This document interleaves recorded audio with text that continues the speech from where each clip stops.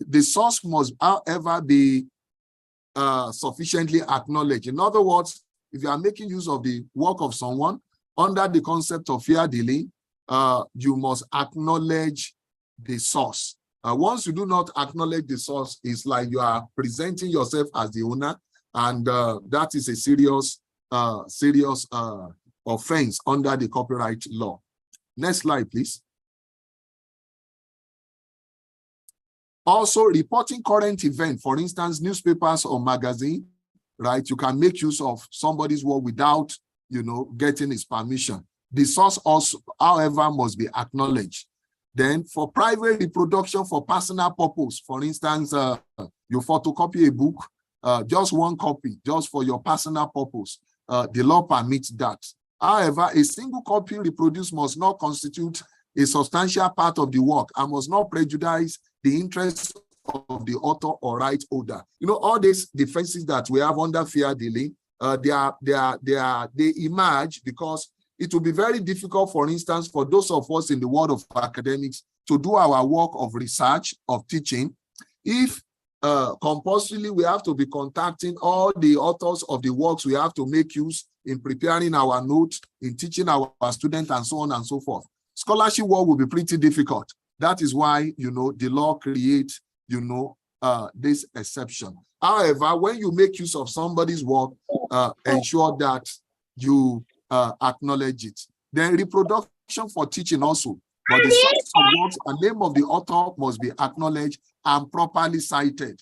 That is why if you make use of the work of someone in your manuscript, you are preparing an article you want to submit, every material you take from another person must be properly acknowledged and properly cited. Then, of course, for library to operate very well, they are permitted to reproduce works and keep them in the archives. That is graphic reproduction by libraries and archives to satisfy the request of a user for preservation purposes. That's why if you go to the library, you'll find a book there, and there is a portion that you are actually interested in. You can approach the librarian, they can photocopy it for you because you want to use it for research, you want to use it privately. So you have not violated copyright. But if somebody now, get out of the library and you now engage, a photocopier operator to mass produce it and you start selling it, then it becomes an infringement of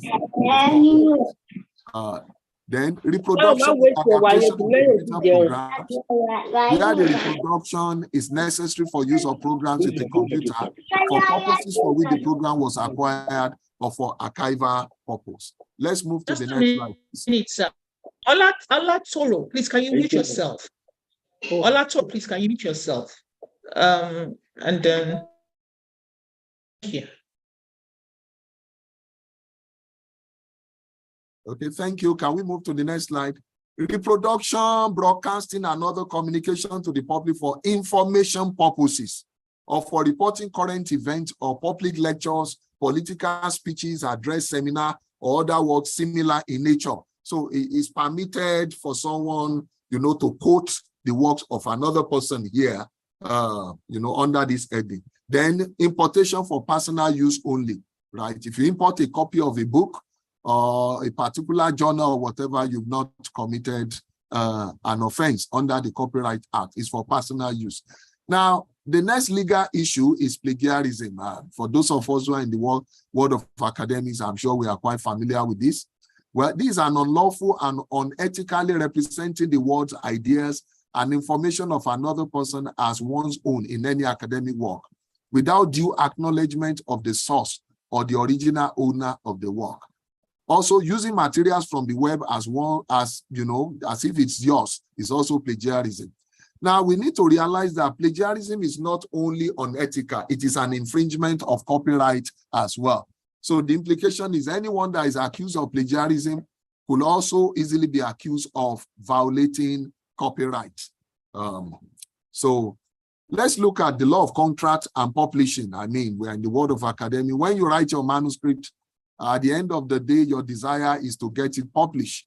If it's a book, you approach a publisher. And if it's a book, for instance, and you approach a publisher, right? You negotiate, the terms of publishing. And by the time you start talking of negotiation, it's not the law of, it's not copyright that is governing the transaction. It is the law of contract. Whenever you approach a publisher, for instance, the publisher, you engage him in discussion. How do you want your work to be published? And there are two ways by which the issue of publication is approached by publishers generally. I'm talking of publishing outfits. Either you submit your manuscript for them and you transfer, copyright to them. When you transfer copyright to them, well, they will work on it, they will edit it, they will publish it, they will market it, and at the end of the day, they will be paying you what is called royalties, most likely annually. They are the one that will do the marketing. They just give you a percentage of the profit that they make. So that is a way. Another way is you asking the publisher to publish for you, but you pay in for everything. It's not a manuscript, for instance, that publishers will be interested in, right? Because before the publisher will agree to accept your manuscript, publish it, spend his money on it, they will look at the prospects. And the truth of the matter is there are some academic materials that even when they get published, the publisher cannot make such money from it. So the implication is publishers will be extremely reluctant to accept the burden of publishing such a work because they are in the business to make money. So when they look at it that the prospect of making money will not be there, they will decline. So in such a situation, if you still want your work to be published, well, you enter into negotiation with them, whereby, you will foot the bill for publishing it. Everything, they will do it for you, but you pay them off. And once you pay them off, they will hand over the book to you. It's now left for you to handle, to take care of the publishing, the marketing, if you want to market it yourself, and so on and so forth. But copyright in such works resides in you. You have not transferred it. So when it comes to publishing, is an interplay of the law of contract and, of course, at times the law of copyright. Now, many of us who are in the world of academics, people don't write books so much. What is so common is you publish your article, in journals and so on and so forth. For most journals, as part of their policy, the moment you submit the manuscript or the article and they review it, they will ask you to sign, certain papers and transferring, copyright, to them. Now, once you sign, such papers, that means copyright is no longer with you. If they publish it and someone is interested in such works, they don't have to get back to you. They will just contact the publishing outfit. So we need to take note of this. And if anybody asks you to sign any document, make sure you study it very well, so that you don't undermine your interest. So the times arrived at, when it comes to publishing, more often than not, is a book, is by negotiation, where there will be offer, there will be acceptance. Then once there is agreement, you sign the contract, and of course, the work get published. And of course, everything will be governed by what? By the terms of the contract. Next slide, please. Thank you for your audience.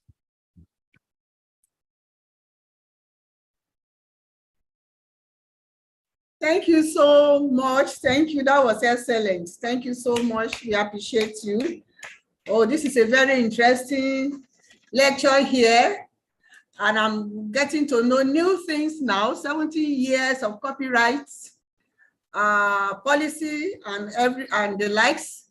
Thank you so much for this. Once again, let me welcome each and every one of us here. We are 100 participants online now. I appreciate you all for coming around. Thank you, Sir Professor Adedeji, for this new insight into intellectual property and copyright and manuscript writing.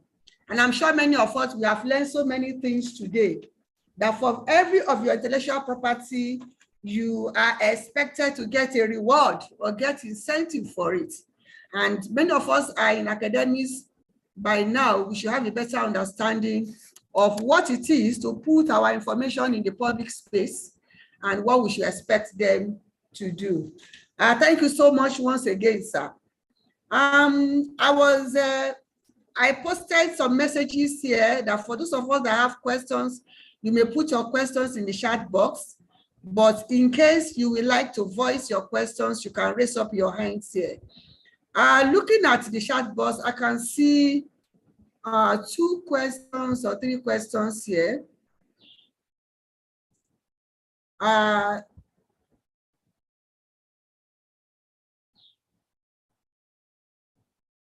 The first question here is from Bamiboye J. Taiwo. This person is saying, when we publish, we are required to sign transfer of IP, intellectual property, to the journal editors or the publisher from when nothing comes back to the authors. Must this be so, sir? Let me read the question again. When we publish, we are required to sign transfer of IP to the journal editors or the publisher from when nothing, I didn't get this place where, from when nothing comes back to the authors. Must this be so, sir? That's the question. Well, but it's not compulsory. If you want to make money from your journal articles, well, if you insist, you will most likely not get any journal that will be interested in publishing your work. More often than not, journal outfit, there is a research work that they publish. And how many people are interested in research work, apart from those of us who are in the world of academics? So the demand from such work is not so much. And that is why at times, to keep them in business, you know, they would require, you know, exclusive, that you transfer your copyright to them, first of all, so that, you know, whatever they make out of it belongs to them. So I've never seen any journal where, you know, they will give you royalty at the end of the day. It's when you publish book that they pay royalty. Royalty is hardly, I've never heard of any journal paying royalty. Rather, at times they even ask you to pay, you know, in order for them to be able to publish your work. I think it's called pay charges, right? And of course, we know without publishing, one will not make headway in the field of academics. And of course, they demand payment because journals are not generally in demand as such, right? People buy more of books than journals. It's only those of us who are in the world of research that we go for journal articles. And even journal articles is in your narrow area that, you know, you start looking for materials, not generally subscribing to journals. So, and we all know that cost of publication is very high. So to keep them in business, sometimes they even demand for page charges. So there is nothing wrong if they are requesting that we transfer copyright to them. Nobody, I will never advise anybody in charge of a journal not to request for copyright. Don't publish any work where copyright has not been transferred to you, because it's on your platform that the work is made available to the whole world. So if you are conceding copyright to the person who is the owner of the article, is as good as going into bad business. So that is just the pattern in the world of publishing academic materials. Thank you very much, sir. Thank you for that insight into the questions. I have another question here, requested by Love Ayamolu. She's saying, thank you very much for the enthrilling presentation, Prof.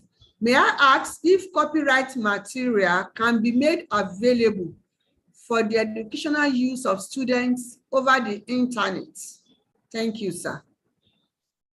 I think she's asking for educational purpose. Yes. I think to an extent you can be covered by fair dealing. We all do it, even not on the internet. In classroom at times, you know, you make materials available. Maybe you stumble on a journal article, which will actually help the student to understand what you are teaching them. You refer them to it, you make photocopies and so on and so forth. That is permissible because it is for the purpose of education. It's for the purpose of teaching and for the purpose of research. And if the law does not, you know, give concession in this regard, it will be very difficult for those of us in the world of academics to do our job. We might not be able to impart knowledge very well. we might not be able to do our research the way we are supposed to do it. And once academics can't do their job, it's the entire society that will suffer, because the whole world relies on intellectual property. So that is why we have that permission. But the moment you start reproducing and distributing without educational purpose, you are making yourself liable to copyright infringement. So that's it. Thank you so much, sir. Thank you. I think the same person also has a related question that says, is it permissible to copy for educational purposes a photograph or illustration that is included in a book? I think it is possible, but you must acknowledge the source. If you are taking it from a book, you acknowledge this photograph I'm using for my presentation or for teaching. I obtained it from Introduction to Intellectual Property Law, authored by Professor so and so. Once you do that, you are covered. You are covered. It is when the person is not acknowledging that there could be problem, because once you don't acknowledge the source, it's as good as you are presenting yourself as the owner of that particular work, which is the copyright law will frown at. Thank you, sir. We have another question here from Morenike Folayon. It says the increasing cost for publishing fees. What does this mean for we authors who have to pay for IP that we give over to the publisher? How do we fight this? It seems it is a practice we have no power over. Wow, this is a very interesting. Well, it's quite unfortunate. I don't have any good answer in that respect because well, we just have to patronize them. And we all know the cost of publishing is very high. And many of these journal outlets, they are not making profit as such. How many people demand, their products?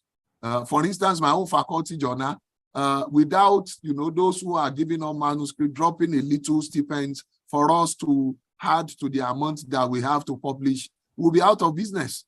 So they are not really making profits as such. And in our own society, in particular in Nigeria, we are not a society where you have people that are so much interested in publication of research to a point where they will give you money, they would sponsor it, and so on and so forth. So it's unfortunate, but we just have to just bear with it when we are asked to pay. Thank you, sir. I have a question here from one of the big guns in OAU. That's Professor Saidu Oseni, I guess, the Director of Research Office here. He's saying appreciation to Professor Adedeji for the lucid details and insight. Thanks to Professors Ukpong and Ufuokon for the excellent coordination of the program. A question, sir. This is from him. Are there reference cases of infringements and litigations regarding copyright issues? If yes, what lessons can we learn from these instances? Well, there are plenty, several. In the field of intellectual property in Nigeria, copyright is the most litigated in Nigeria. And if there is any case, the court would handle the case on the basis of the facts that is being litigated upon. There are cases that borders on someone, the publisher not paying royalty. There are cases that borders on someone reproducing the work without, approaching the author. There are cases, for instance, like translating a work. Time did not permit me to explain that, right? If the original manuscript, for instance, is written in English, copyright comes on it. If somebody wants to translate that particular work, maybe into French, he must obtain the permission of the original author. If you just go ahead and you translate the work into French, you have infringed the right of the author, and the person can't take necessary action. If someone writes a play, for instance, and you want to perform the play, you must obtain the permission of the person. So there are several cases. And in law, cases illustrate principle. It is from decisions of the court that we learn what to do, how to do it, and the things we need to avoid so that we don't repeat the error that parties to that particular case, had to litigate over. So that is, we have several cases. Of course, those of us who are lawyers, we are familiar with us For every principle, there will be cases. But because time is so short and I don't want to bog us down with trying to explain using cases and other things, which at times people can find challenging understanding if they don't have legal background. That's why I did not put, cases on the slide. So that's it. Thank you. Thank you so much, sir. Thank you. I can see 2 hands are up here, and we still have 2 more questions in the chat box. But before we go to those questions in the chat box, let me call on Ugozi Ugu. You can please kindly unmute yourself and then voice your question. Thank you. Thank you very much, the moderator. Thank you very much, Prof, for your wonderful presentation. Hello. Hello, we can hear you. Okay. Good evening, everybody. There's this this thing I want Prof to help me look at. There is a manuscript. We submitted to a particular journal. They say we should pay for submission fee, translation fee. They started assessing the manuscript, finished, say we should pay publication fee, we now pay. Now, when it is down time for them to publish the manuscript, they didn't publish it till this moment. It was submitted since 2020. Now, when it was time for the authors to go for appraisal, they required it for the appraisal. But because it has not been published, and one of the guidelines in the appraisal in our institution is that when the acceptance letter is more than 1 year and the manuscript has not been published, there will be no score for that. And because of that, I've been calling the editor that was when he now started telling me, we have problem with our publisher. We have not published since 2020. I said, okay, if you have problem with your publishers that you have not been publishing since 2020, why are you people still collecting, receiving manuscript from people, receiving every payment, tell us to pay all the fees, and we have been paying when it now gets to publication? You didn't publish an opt-in, and the authors cannot even use it, and all of them have been on my neck because I'm the corresponding author, So at this point, I've been thinking what to do. Is it to write to them to refund us so that we withdraw the manuscript and submit elsewhere, or what? I needed somebody to guide me as to what to do about that. Thank you. Well, it's quite unfortunate. What they have done is not good at all, because once you accept a manuscript, and all payment, everything has been done, they are duty bound to publish. But they are not saying they will not publish. We need to look at that. They are just talking about challenges that they are facing. Now, you can open discussion with them. Nothing stops you from requesting for refund of your money, because you need this thing, and what you need it for is time bound. And since you have submitted and you transferred copyright to them, submitting it to another journal, creates another problem. So I would advise open discussion with them. You can request for the refund of your money. And of course, let them know that, well, the copyright you've transferred to them because they have failed, refused, and neglect to publish, well, you are no longer duty bound, to keep to it. You intend to submit the manuscript to another, another publisher. Thank you. Thank you very much. I hope we are okay with the response. Yes, ma'am. Thank you. Thank you. I can see that the second person has put down his or her hands. I guess he doesn't have any question anymore. Let me go back to the chat box here from Professor Ahmad Adekunle-Kuntijani. He's saying that the lecture is much on the points and a lot gained from it. Many thanks to Professor Adedeji and the organizer. Thank you, sir. Prof should please clarify who owns the copyrights between the editors and chapter authors of an edited book? Well, it's very straight. First of all, a lot depends on what all the contributors agree on before the commencement of the project. If those who contribute chapters, they contribute works, publish in chapters, if the agreement is that copyright belongs to all of them at the commencement of the project, where copyright belongs to all of them. But more often than not, people don't discuss this, right? They just hand over the manuscript to the editor. And once the manuscript is handed over to the editor, the assumption under the law is that it is the editor, right, that holds the copyright, but in a position of trust, for all the contributors to the book. And the reason for this is that, well, when someone is an editor and people submit manuscript, you have to do your job. You have to go through everything. You fine-tune what the package, you read it, you correct, you do this, and so on and so forth. In short, you are adding value. And at times, at the end of the day, what those who contribute, what they submit at the end of the day is not going to be the fine product we will see in the book at the end of the day when the book is published. So the editor has added value to it. So the assumption is that the editor-in-chief or the editor will hold the copyright, but in trust.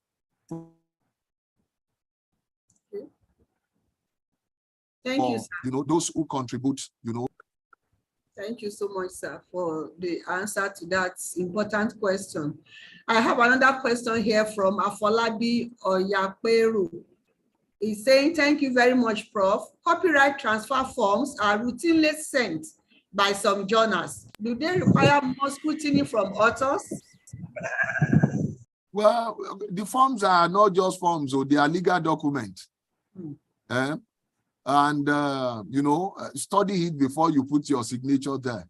Don't just get so excited that, maybe they look at the content, read it very well. If it's not clear, seek clarification. Because once you sign, that's the end. That's the end. You are bound by what your signature is on. So it's a legal document which you have to look at the content. If you are not satisfied with what they put there, then decline to sign. Of course, once you decline to sign, they too might decline and say, sorry, we can't go ahead to publish your manuscript. But it's better. Thank you so much, sir. From Samuel Awosolu, good evening. Hope we can get recordings to the webinar and any available slide. Surely you get recordings. Most importantly, if you are on the manuscript writing hub, that will be shared there. And I think the link also will be made public too, so that you can have access to the recordings and the slides. Then from Joy Oluwani, he's saying, thank you very much for this, sir. There are now self-publishing sites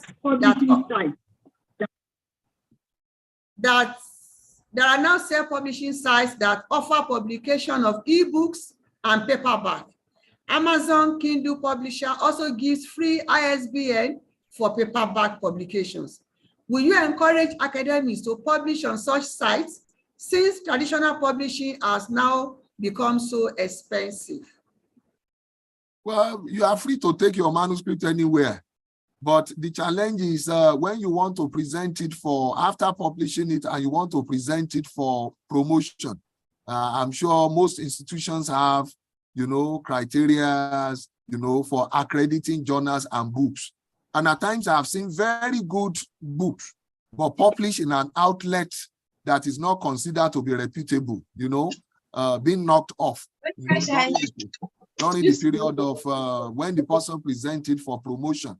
So in as much as, you know, we are not comfortable with the cost of publication, at the same time, we need to be very careful about the outlet in which, you know, we want to publish our materials. Because of what use is publishing something, and at the end of the day, the rules of your institution, you know, make it impossible for you to use it for the purpose of promotion, for which many people are actually involved in publishing. So that's it. Thank you so much, sir. Well, we are rounding off now. We have 6 minutes to go, but it appears questions keeps coming in. But I have 2 questions here from Renike Folayan. She's saying, sir, what does entrust mean, sir? Is the royalty to the editor of the book, or can chapter contributors also get part of the royalty? Well, like I said, a lot depends on what they agree on from the beginning. For instance, if somebody invites me to come and contribute a chapter to a book, I always want to find out, what do you want to use it for? In law, for instance, it's so common, the judge is retiring and people want to do a book in his honor, right? They will present it, you know, on the day of his retirement, you know, launching it. And at times they rake in a huge amount of money. Right? So before I get involved by sending my own manuscript as a chapter, I will ask those who intend to edit it, What do you want to use this for? We want to use it. It's a book in honor of so and so. Well, when you publish it, anything for me, at times I negotiate because I know they will make money from it. And I collect my money upfront at times before I send anything, right? So it all depends on what you agree on. But more often than not, people get excited that, this is an opportunity to publish. They don't ask those who will be editor-in-chief, apart from maybe a copy or two you will give us at the end of the day, is there anything we can still collect? They won't even talk about the commercial value of what they are getting involved in, which is quite unfortunate, right? So everything depends on what you agree on. If you don't agree on, at the end of the day, if you publish this thing, and you make so and so amount, you give me a token, right? You can't talk about money at the end of the day. Even if they make millions from it, they will just go ahead and enjoy it. There is a book I was involved in 2008. It involves all my colleagues in the faculty, and they contributed a chapter. And of course, by the time we did the launching, we made money from it. Well, we share the money because they're entitled to it. You know, part of the things I used to encourage them to be part of the project is, look, we are going to make money from this thing. And at the end of the day, each one of them collected close to 200,000 per each chapter. And after that, we are still marketing the book. Everybody, so happy. But another colleague did something like that, 2 years before that time. He didn't promise anybody money. They never bothered to ask him for money, right? They just submitted manuscripts. And of course, at the end of the day, publish it. He's still making money from it today. Though those who contributed, they are grumbling. But since they didn't agree on any money sharing, and is the editor of the work at the end of the day, copyright resides in him. So just look at things before you jump at it. That is just the advice I will give. Thank you so much, sir. Thank you. Briefly, we have two other questions here from Chia Dikobi. She's saying, thank you very much, Prof, for educating us. How can undergraduate students get his works published in a journal?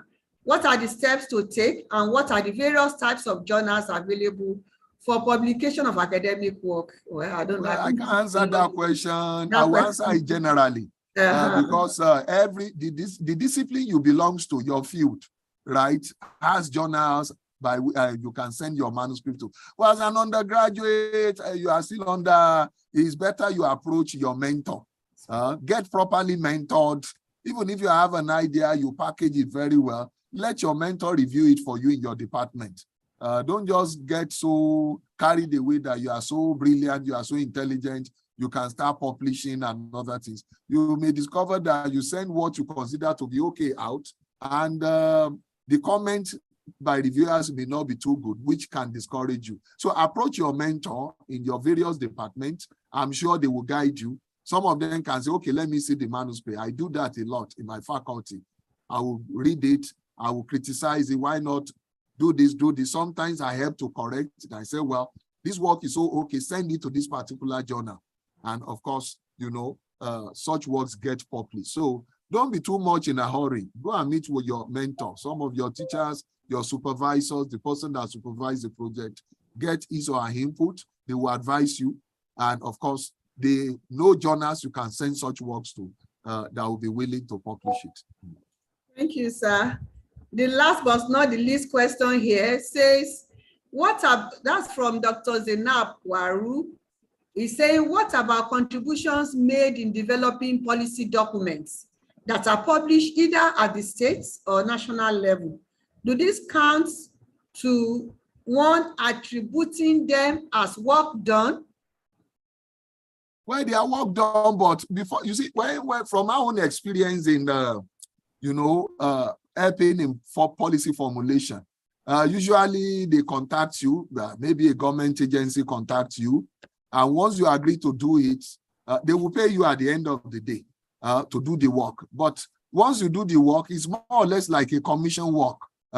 Nobody needs to come and meet you for copyright. For instance, when the World Intellectual Property Organization, WIPO, in 2020, they wanted to help Nigeria to formulate, its IP policy. up to that particular moment, and even up to now, Nigeria does not have a national IP policy, which is not okay, because without it, there is no way we can mainstream IP into national economic growth and development, which is not good at all. So they approached me, they approached two of my other colleagues that they want us to kickstart the project. And of course, we accepted to work on it. I was given the copyright sector. I worked on it. Of course, they pay me at the end of the day, and we prepare the document, they review it, and they send it to the government of Federal Republic of Nigeria. The only thing I could say with regard to that document is that I worked on it. I don't have copyright to it at all. It's government document. And of course, being government document is public document at the end of the day.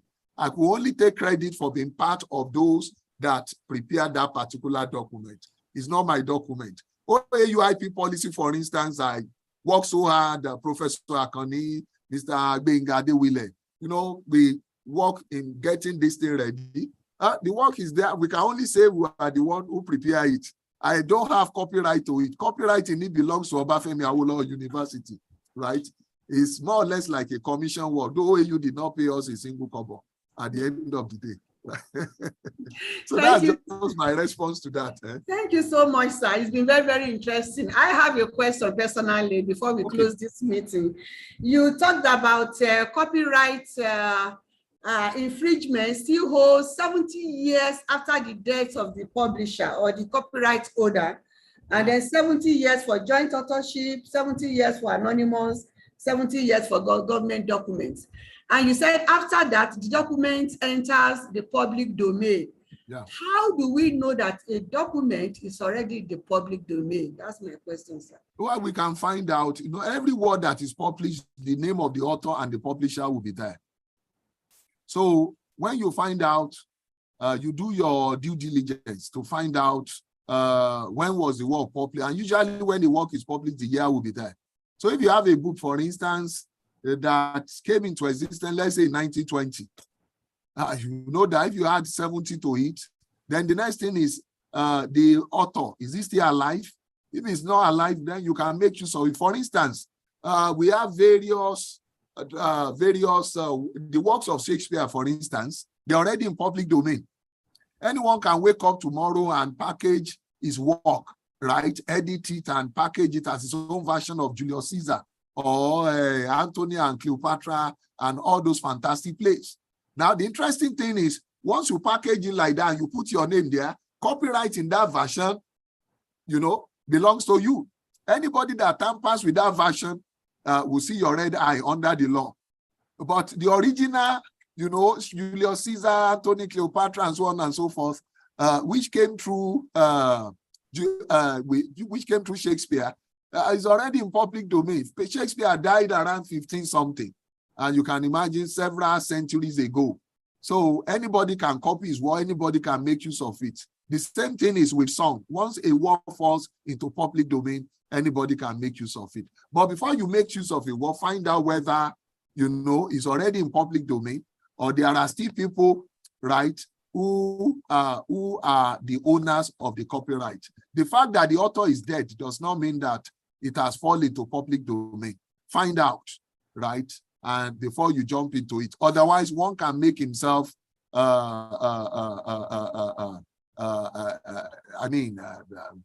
vulnerable to legal action in court. The works of Professor Larotimi, for instance, Prof died, I think, 2004, thereabout. But his work has not fallen into public domain. Any of his works that anybody wants to make use of, they contact his foundation. There is a foundation in charge of all his work to obtain permission to make use of it. And of course, it's going to be by negotiation. So you need to find out. Thank you so much. Thank you so much, sir. Thank you. It's been very, very interesting and impactful lecture. Here I have some appreciation notes here in the chat box and commendation notes here. I'm going to read some of them. They're actually appreciating you. From Chikadiko. She is saying, thank you, Prof. Ayotunde Fasula, thank you for the lecture, sir. Akonya Akinyemi, that's our Chief Executive Officer, Research Office in OAU. He's saying, excellent. It's always a great opportunity to listen to Professor Adedeji. And we also have from Dr. Helen Anthony, she's saying, thank you, sir, for the lecture. Rachel Oduyemi, thank you, Prof, for this lecture. Adres Tokosa, thank you, sir. Saidu Oseni, appreciation to Professor Adedeji for the lucid details and insight. Thanks, Professor Upons and Ogufor for the excellent coordination of the program. Thank you, sir, too, for attending. We also have Professor Adekileku. She's also appreciating you. She said the lecture is much on the point and a lot gained from it. From Joy Oluwani is saying thank you very much for this, sir. Dr. Zainab, thank you so much, Prof, for this very educative and incisive presentation. We also have Professor Layinka Lasode. She's saying well done. We have Zainab Waru, say thank you, Prof, for the clarity. Adela Kundi, thanks to the organizers, and thank you, Prof, for the insightful presentation. And we have series of claps here from Akoni Akiyemi. Morenike Afolayan is also thanking you, sir. Ade Remi Awoni, thanks very much for the educative presentation. We have a lot of thank you everyone for coming around. We still have 99 participants online, even 6 minutes after 5. We appreciate you all. Professor Ukman, thank you so much for organizing this. And I'm sure you want to say one or two things on how people will get these slides and how they will get the recordings. Thank you, Ma. Yes. Thank you very much for an excellent session. I mean, it could not have been better. Just to let us know that I will send around the Zoom and the YouTube link. You will be able to have access to that immediately after this. And while I'm sending for those interested in joining the Manuscript Writing Hub, you would also get the links for you to be able to join. Otherwise, thanks everyone for being a part of this, and have a wonderful week. Please look out for next week's and next month's edition, where we would have an editor from the BMD journal that will be discussing with us what editors look for in Manuscript for a Q1 level journal. Have a good day, everyone. Have a wonderful weekend. Thank you so much. In case you want to join the Manuscript Writing Hub, you can contact me or contact Professor Folayan, who will add you to the platform here. And I'm quite sure that we'll continue this discussion on the platform. Thank you all for coming around. Thank you for that, Deji. We appreciate it. Thank you. God bless you so all. much. Thank you, Prof. Thank you for everybody. Bye. Thank you. For the privilege. Bye. Have a pleasant Thank you very much. Goodbye. Thank you. Goodbye. Thank you. Bye. My wife Sandra and I traveled to Thailand for a second honeymoon, and also to gather some information and B-roll for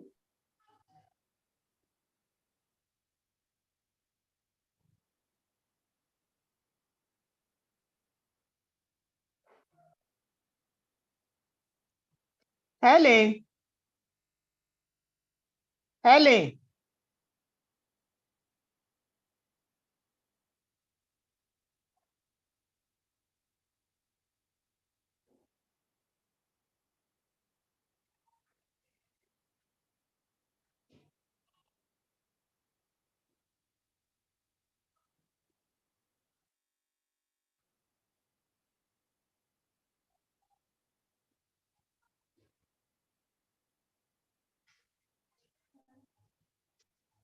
What you go eat now? Oh, goodbye. Which bread you go buy now?